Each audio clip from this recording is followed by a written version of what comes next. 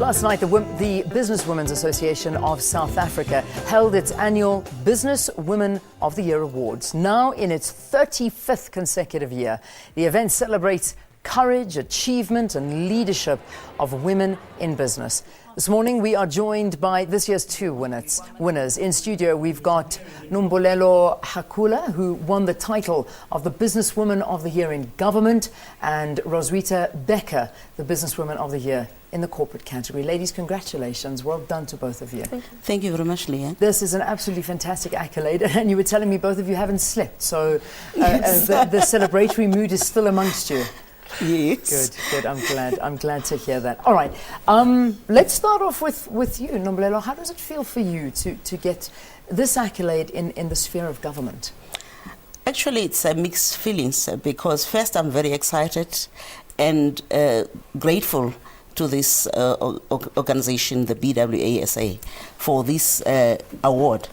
But what is most important for me is what I do beyond that. Yeah. You know, that's why I say I have mixed feelings, because I'm representing a sector which is very known for bad things.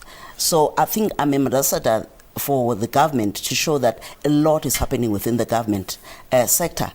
And it's calling upon me to go out there and make a difference. Yeah. Also, we as a public servant, we have a responsibility to their community and the public to serve with humility, which is what I believe in. It's one of my principles, serving with humility, because if I were to cite the department that I'm representing, the social development, we deal with the most vulnerable people, and humility is very key, because people have to trust, you have to have integrity, you have to have empathy, and therefore it's very important that we live the Batupili principles that the government is requesting us and demanding that we live by for the public good. Good.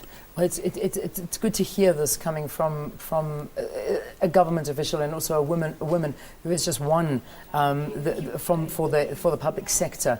Let's talk about the corporate sector now. Roswitha, tell us about you and your career and what you do. I work for Lufthansa German Airlines, which is Europe's leading aviation group, and I run a small company based in Cape Town with a global footprint. So what we do is we calculate the center of gravity for aircraft taking off from around the world. Okay. It's one of those things that no one ever heard about. Yes, it's exactly. Very important. Yeah. So, and I lead a team of people from 27 countries. And I think we really embody all that is possible in globalization. And I'm just so proud to be able to represent South Africa and to be able to, that South Africa has such a big role to do and to play in this. What do you study to get into your career? It's a crazy story. I studied law. Okay. So absolutely. So you took a completely different path. Completely different path. Wow. And yeah, aviation is just such an exciting industry, I think. And really is the industry that moves the world. Yeah. And I think I was fortunate to be afforded opportunities early in my life. I had people that believed in me. I had people that supported and mentored me, and really took the opportunities that I had. And there were challenges, obviously. Yeah. I didn't have a business background. I certainly knew nothing about aviation. So I think that kept me focused always on what I could learn. And in the end, I learned so much, and I achieved so much through that. That's fantastic. Well, I mean, you're educating us here this morning, like you're saying. I mean, I've never heard of a career like that. I'm so sorry. I really am.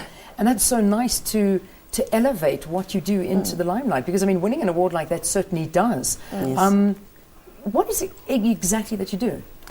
So I'm the general manager for the company. Yeah. And what we do is when a plane takes off, we have to calculate the structural weights of that aircraft. We distribute the baggage, we make sure everything's loaded and everything's safe. Okay. And then we send the pilot a little receipt, and he knows how to calculate his sense of gravity, and he's ready for takeoff. Fantastic. Isn't this amazing?